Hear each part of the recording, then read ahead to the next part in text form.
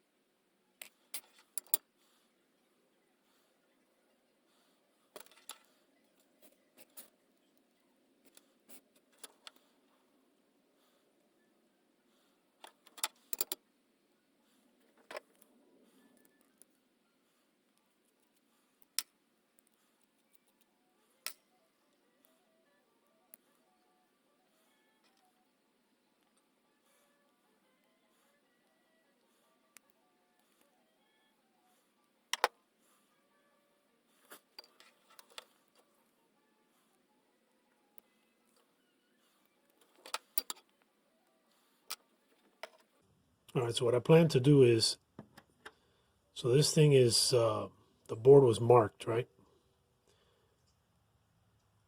So it's signal. So the board was marked. So we got signal, ground, and voltage. So I'm not going to use the voltage side unless I decide to put an LED in here. It's really not necessary. I'm pretty sure it's just the signal and the ground is all that it needs. So the plan is to use this, just flip this around like this, and then attach the appropriate pins together. So I'll have something that's really compact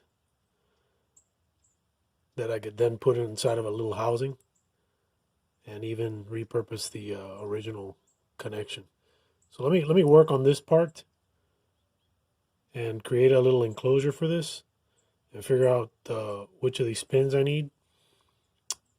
So here on the little things, it has some marks.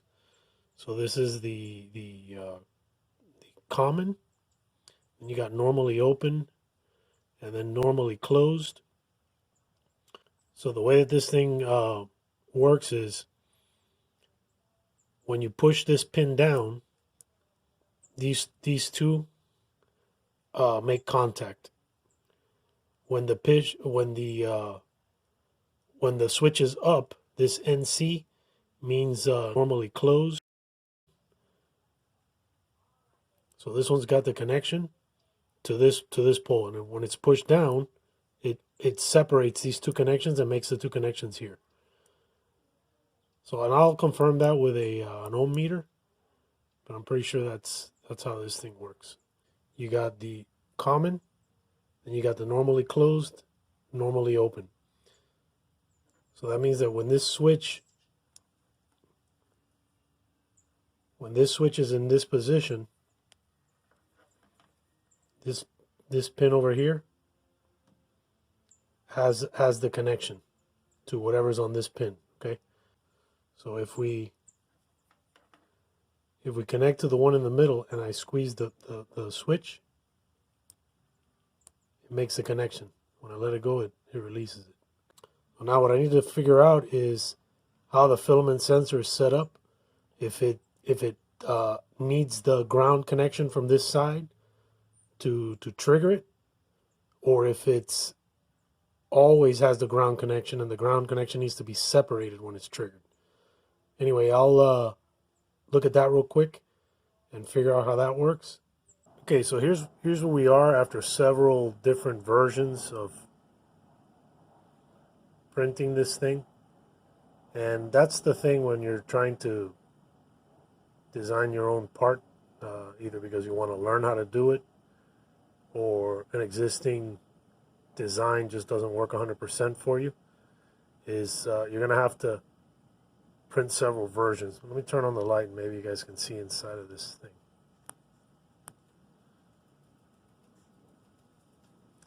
Yeah, my apologies for always using black. It's a color that I use for my other items that I print and sell on Amazon. But if you can see, there's a little groove cut out in there, and you'll see it in the design when we jump on the Onshape. And the filament just pokes through there, and it activates this this little switch. So I'll load it in here so you guys can see how it goes.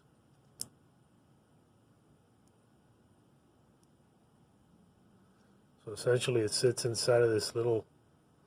The lever goes inside that little groove that's cut out in there, and there's holes already that are set up on the plastic. You can make those in Onshape.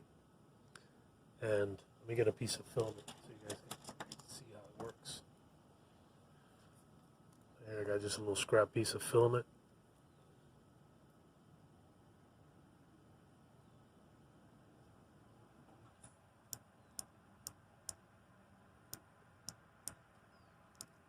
Okay.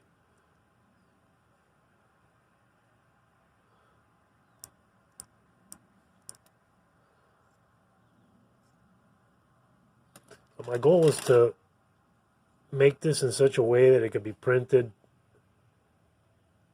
easily without any supports, and compact in size. So this was the little holder for this switch. Let me show you what I had to go through with the bracket. So my first version of the bracket was this, and it sits right at that rear wheel on the gantry on the left side, and it slides in. And there's a lot of designs that you can get from Thingiverse that use something like this as a filament sensor with a ball bearing guide.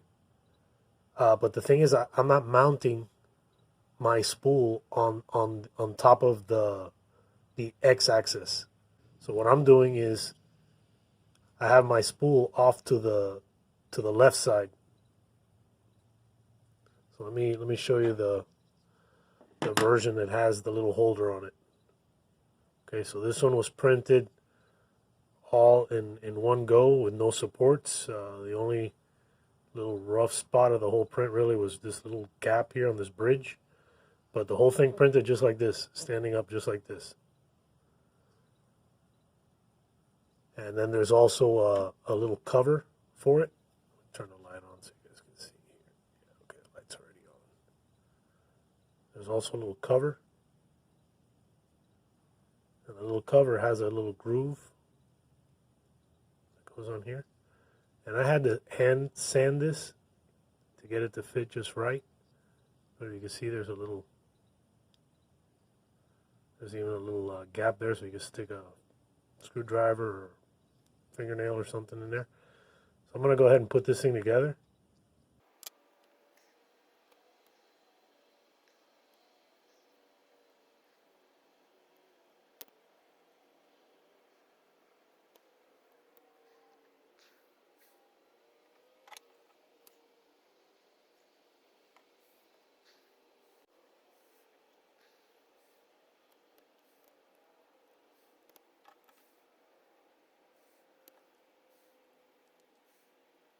Before I tighten it down all the way, I want to check and make sure that it's triggering. I'm just going to do that real quick.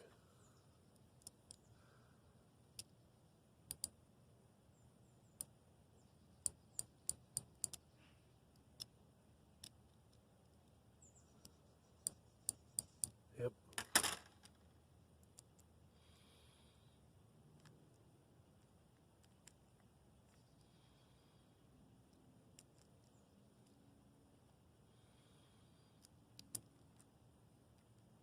And I'm not cranking this down crazy tight or anything.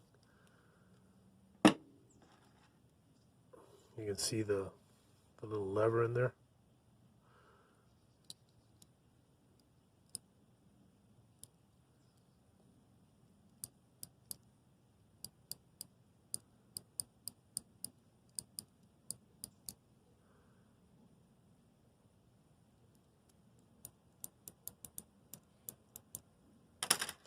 I'm just going to put my little lid on.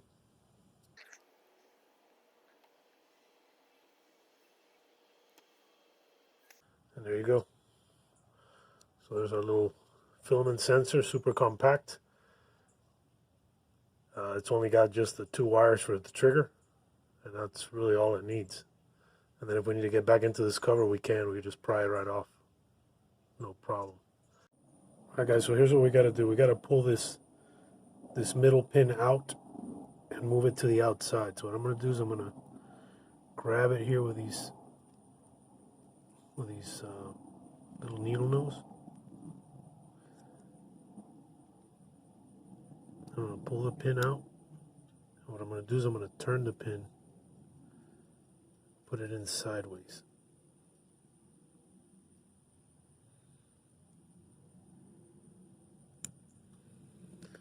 And what that's going to allow me to do is to redo the connection on the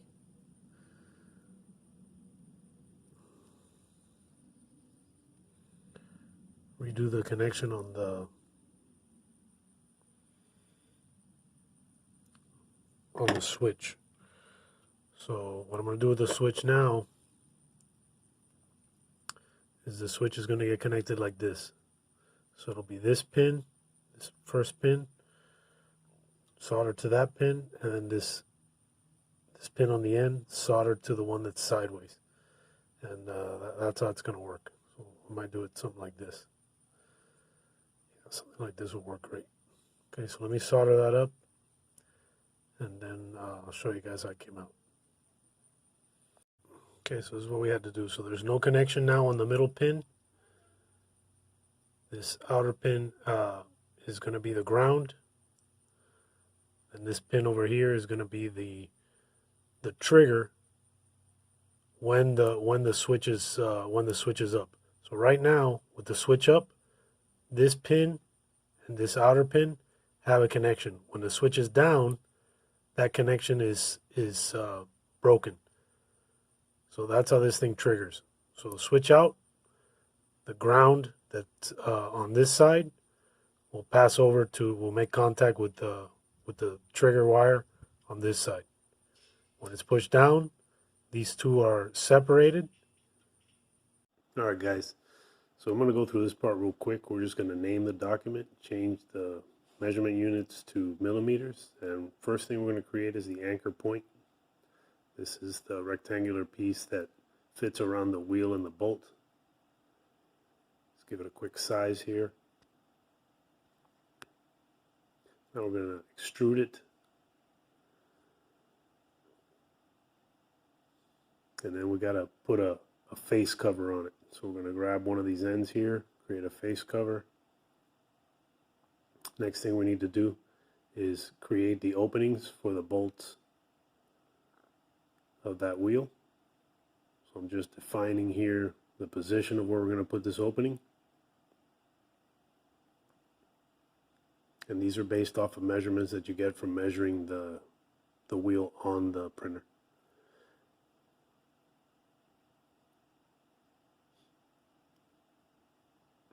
After we create our circle, next thing we're going to do is make a couple of legs to make it like a U-shaped. And then we're going to remove that section using the extrude. Now we got to do the same thing on the other side, although this circle is going to be a little bit bigger because it has to have enough clearance for the head of the bolt.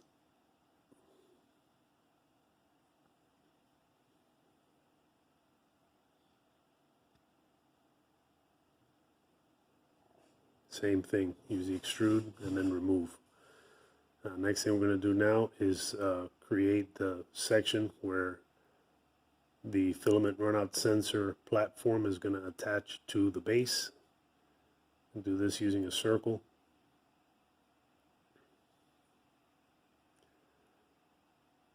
Now what we're going to do next is create a plane. This is going to be where that surface plate is going to sit.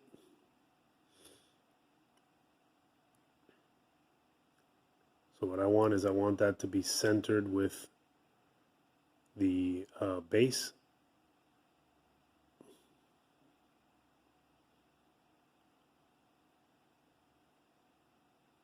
Let's give this thing quick sizes here.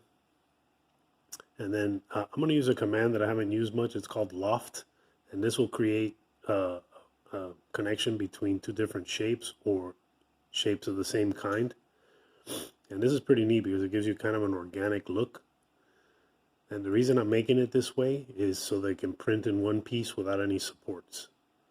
So next thing here is we're going to make a quick base to build our housing on. And this is kind of like a foundation for a house. Same thing. So making an X here to get the center point. And this is going to give us the inside wall thickness.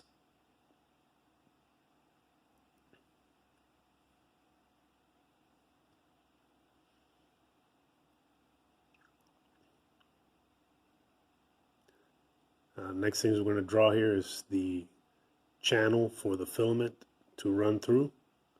And I chose 1.8 millimeters for this. And since we're using a 1.75 diameter filament, 1.8 should be good.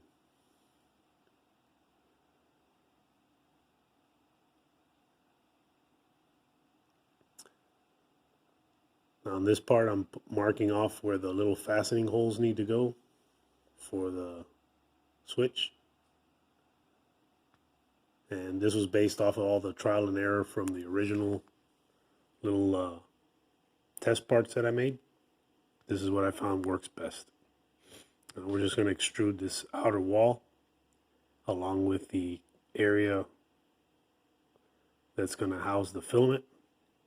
On the side here, we're going to create the opening for the filament.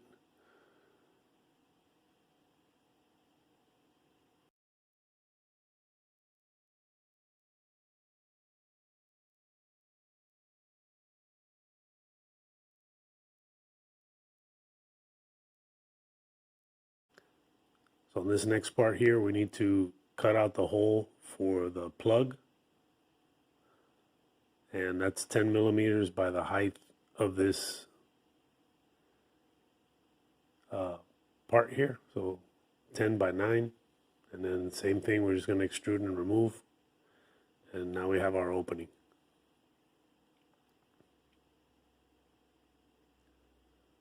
So on this next part, we're going to create the cutout for the lever. So I'm just going to draw it out. And then I'm going to remove all the material all the way down to 9 millimeters. So this will give us that wedge shape on the inside that we need for that lever to fit into.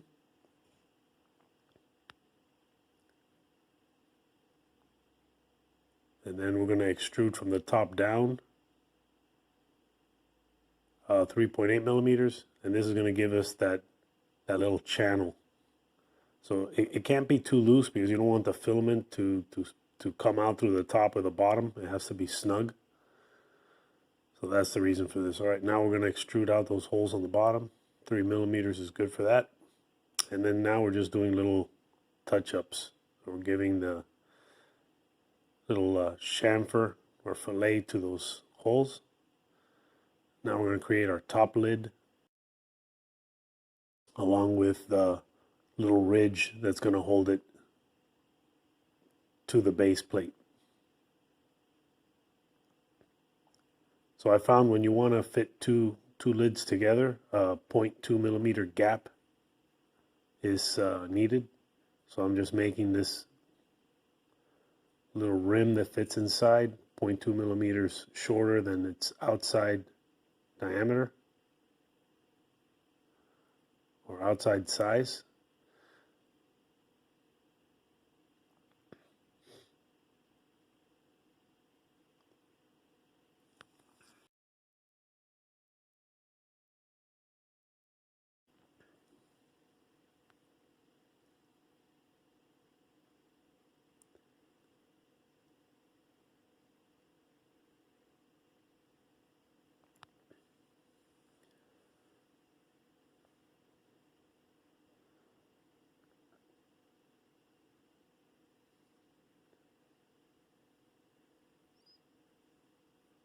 And so what we got to do next is to create the opening for the pins to fit.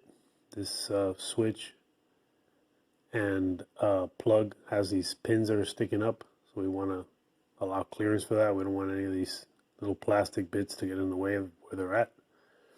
So that's the reason I'm doing this.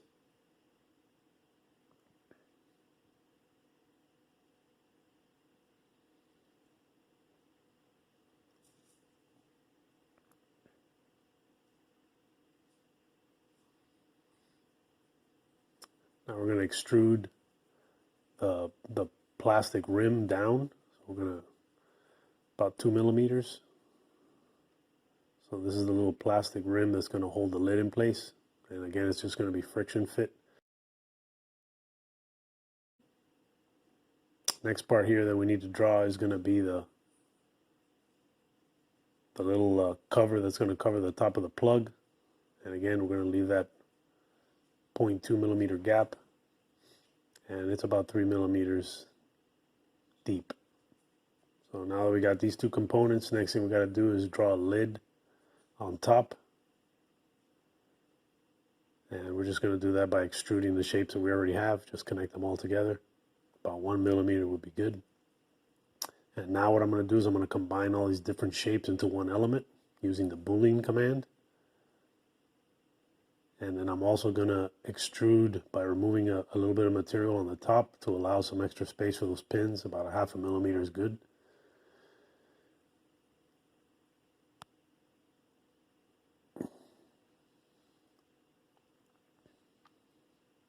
And there we have it. So now what I'm doing is I'm giving these little edges a fillet. That way they fit in there real nice. They don't hang up anywhere when you're trying to fasten the lid down. And you can play around with this. You don't want to remove too much material, but you want it to be enough to where it'll serve its purpose. All right, so this part here is purely decorative. I'm just giving everything a nice radius.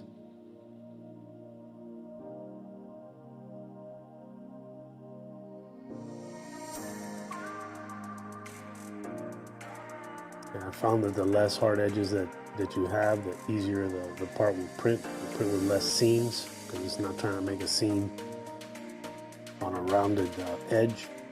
If you have a bunch of square edges, it's going to make seams all over the place.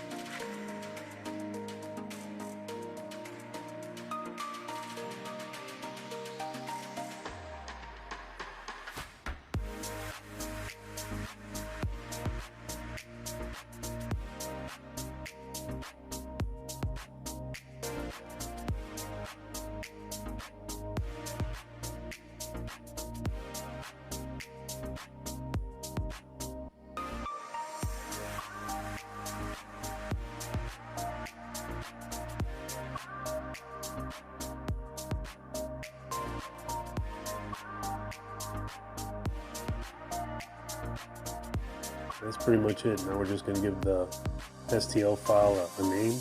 We're going to save it. And you got to save each of the components separately if you have two pieces like we do in this one.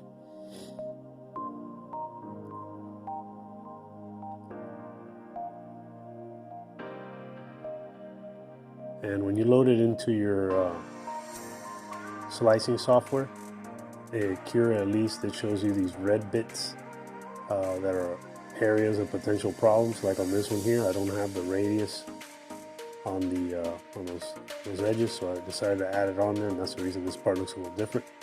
And that minimizes the chances of it not printing successfully due to some kind of a overhang.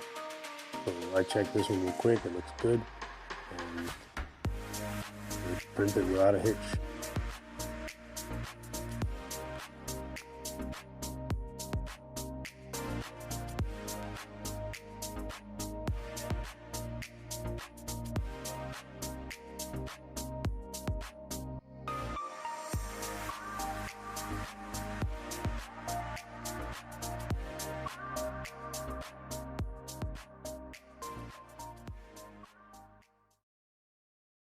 Okay, next thing we need to do is to unload the filament so that we can install our new filament runout sensor bracket.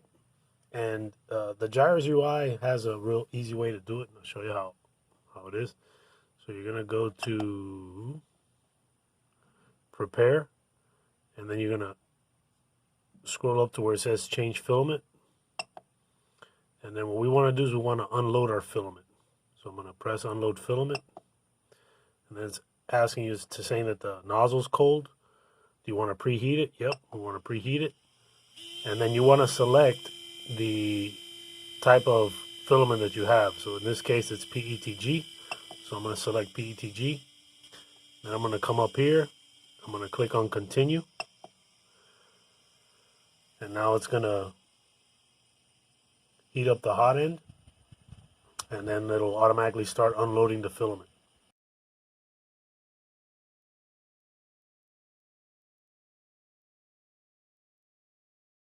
Alright guys, so I'm going to show you what it does once it gets up to temperature. So right now I got the filament sensor installed just to test fit it, but I'm going to unload the filament, take it off, and then reload it. Okay, so it's adjusting the height of the gantry, and then it should start pulling the filament out.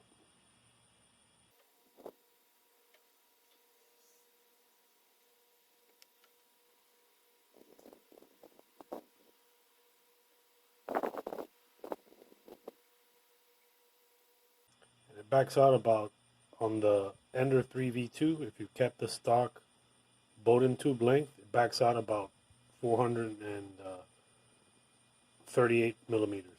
So right now it should be free. Yep, it's free. And then to install this, I'm going to put the camera down here so you guys can see.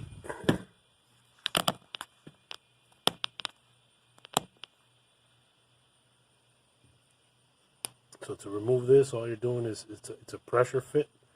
So it's just wiggle it till it slides out. And here's the thing right here. And I changed the design from the original one. I didn't like the that dual arm setup. So this one is much cleaner. And I got to use the loft feature, which I'll point out in the Onshape design part. Yeah, it does a really good job. And it printed standing up just like this with no supports. And I think it looks really good. And then I also changed the way the lid fastens. So it's got a little ridge along the inside that pushes down. So I'm going to go ahead and reinstall this, put the filament back in, and then we'll get into the bottom of the machine and do the wiring. Again, just to put this back on, just slide it back on there. Let me move you guys over to the side a little bit more so you can see. Right, so this thing just pushes on just like this. And then when you get it to this point, just wrap your hand behind the vertical bar and just push it in place. And then the machine is prompting on the front to load the filament. So I'll show you. So what we're going to do is the temperature's still at 230. We're going to go to load filament, press it, and then start loading our filament.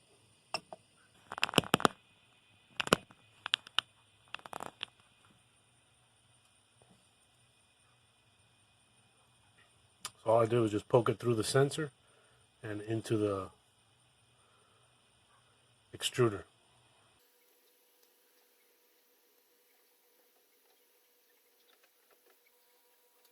Alright, so the filament hasn't come out yet because it took me a couple minutes to get it all lined up. But the machine is prompting purge more filament, so we're going to confirm so that it purges a little filament, and then it'll run out a little bit more filament. So we come back over to the hot end. There you go. There's our filament purge. There we go, we got it right there. And then when it's done, it'll ask you again, purge more filament. No, that's enough filament. So I'm gonna select cancel. And that's it, the process is done. Now at this point, you gotta cool down the hot end because it won't do it automatically. So what I do is I just go back again, go down to control, temperature, and then I'll set the hot end back to 0.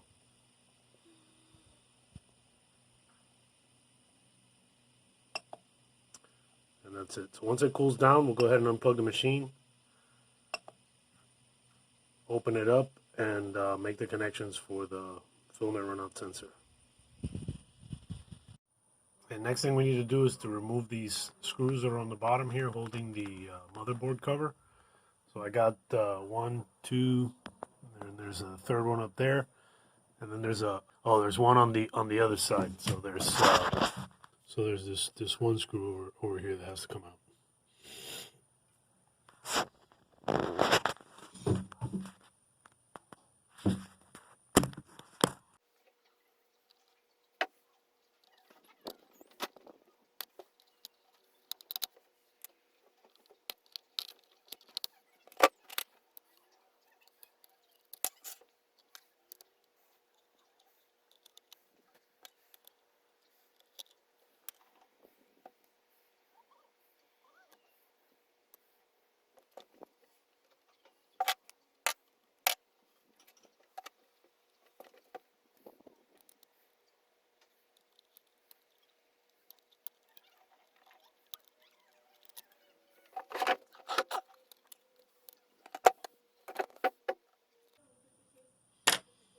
Alright guys, so let me show you guys here.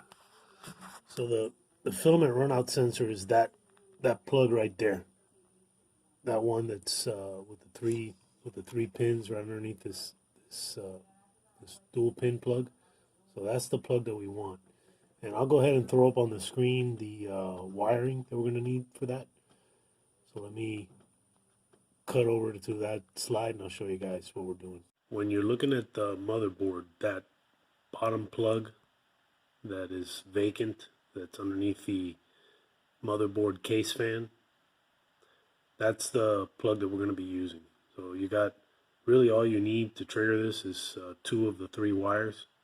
So the leftmost wire is the trigger wire, and then the center pin is a ground. And if you were to use a filament runout sensor that comes with an LED indicator, or you're going to create your own using an LED indicator, then you would make use of that far right pin, which is a 3.3 volts out. But in my case, I just want a real simple trigger.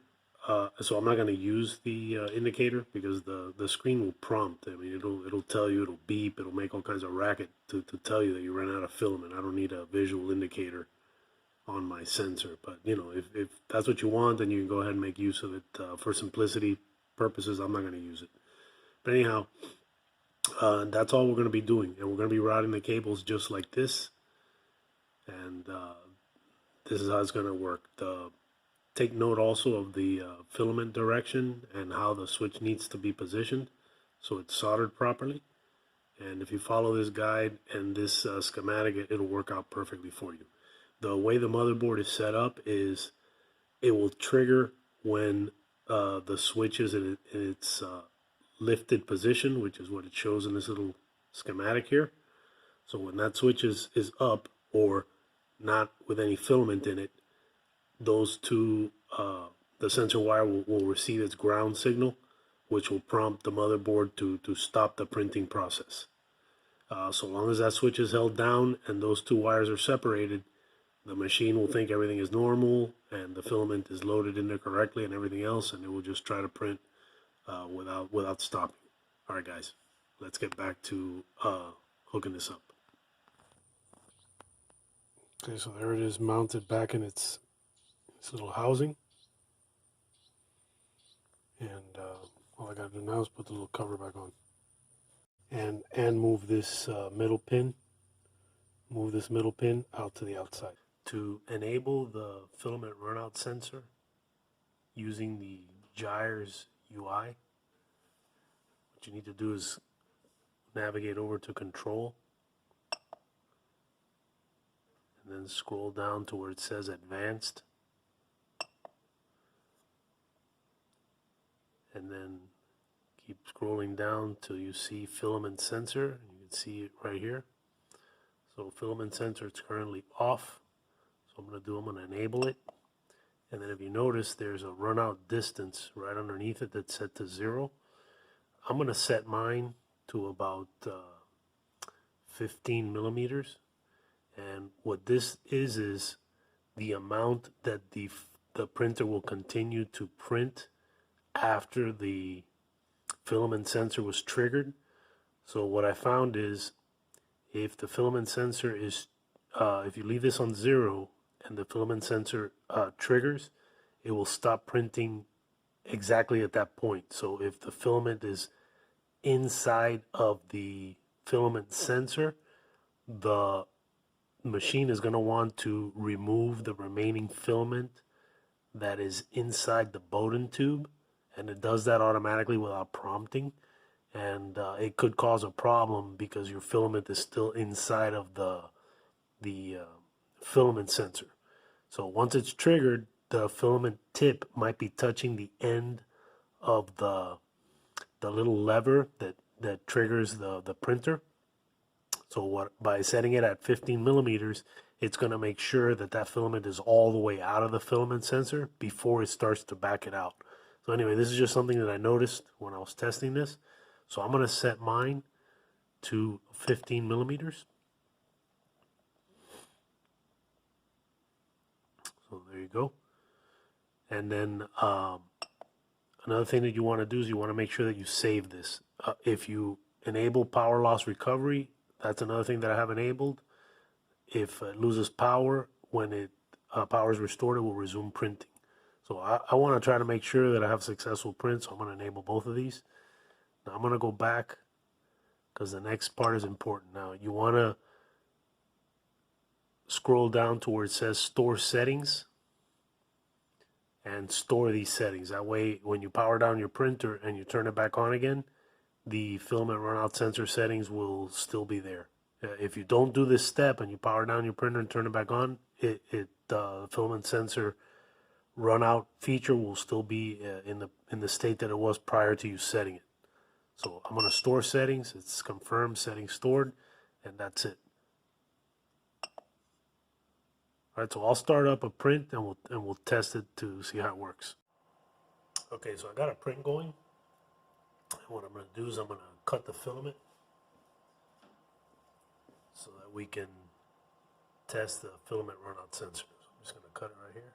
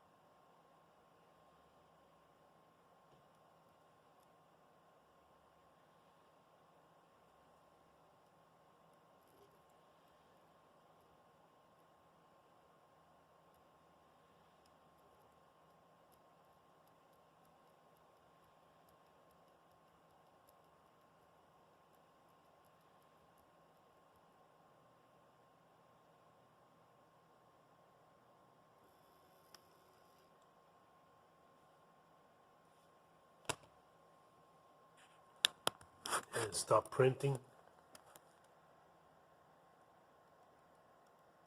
It's unloading the filament that's left inside the Bowden tube.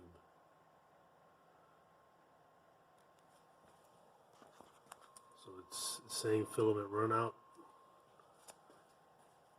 And then what it's going to do is it's going to start beeping.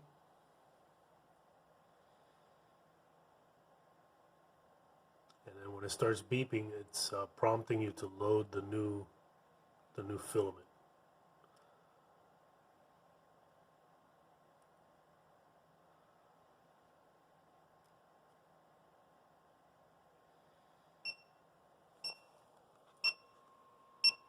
So there you go. So insert filament, press to continue. So I'm going to go ahead and do that.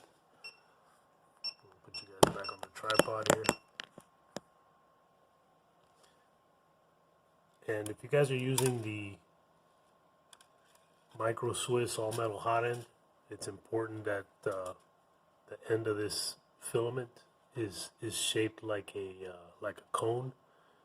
And the reason is it's like very precision cut, and the point where the Bowden tube meets with the all metal hot end, right at that point, if these edges are sticking up along the edge of this new filament, it could hang up on the sidewall.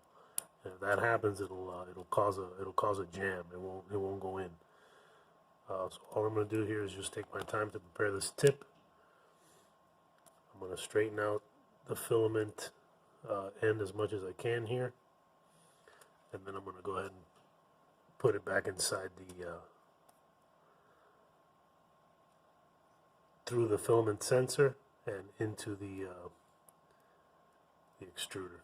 All right, so I'm going to go ahead and take this out, and then if you notice, show you guys something here.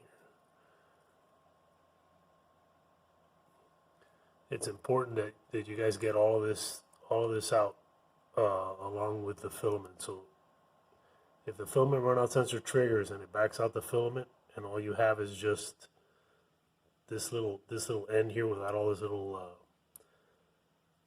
stringy filament, you could have a problem when you reload your new filament in there. So you got to make sure you all this comes out with it.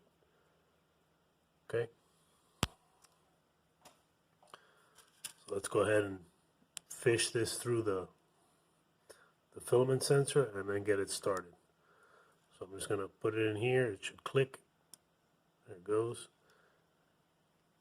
And then I'm just going to carefully guide it into position. And then what I'm going to do is I'm just going to squeeze the lever and allow it to get into the jaws of the extruder. And now that it's in there, I'm going to come back to the front. Okay, heater timed out, press to reheat. Okay, I'm going to press continue. And then it's going to warm up. Okay, now it's telling us insert filament. We already did that. Press continue.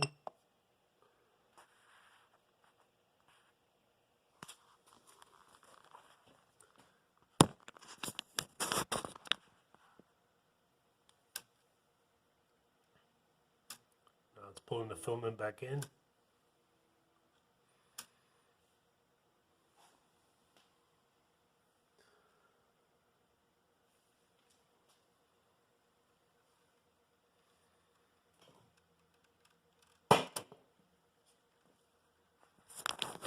Let's see what's happening over here on the hot end.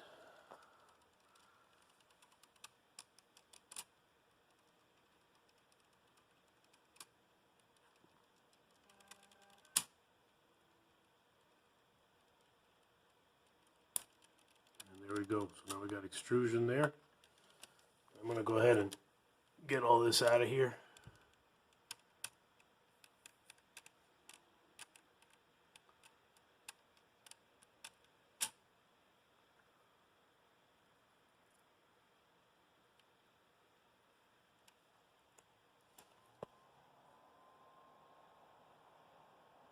Okay, So it's saying purge more filament. No, we don't want to purge any more filament. So I'm going to go ahead and press cancel. Now I'm going to make sure I get this I'm going to make sure I get this filament out of here before I do that. So I don't want it oozing out. Okay, cancel. And let's see what happens.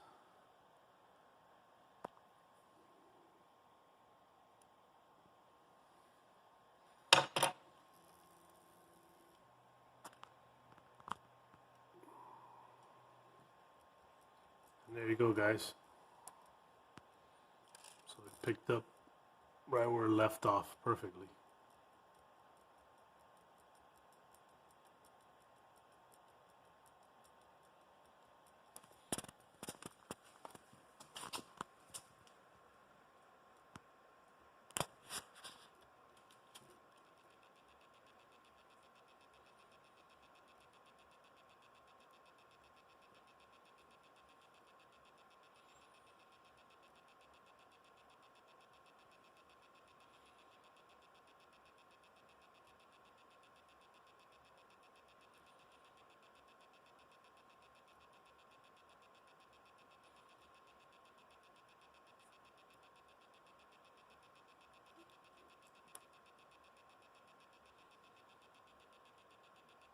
Guys, if you're new to the channel, please consider subscribing. Turn on your notification bell. That way you guys know when I release new videos. Share this video with your friends. And comment. I love reading the comments. For all you guys out there that have been following me, thank you for all your support. Appreciate it very much. It helps me to continue to produce these videos for you. If you have any questions about any of the stuff you've seen here, drop it in the comments. Look in the description for the STL files for this filament runout sensor. Till next time, guys, God bless.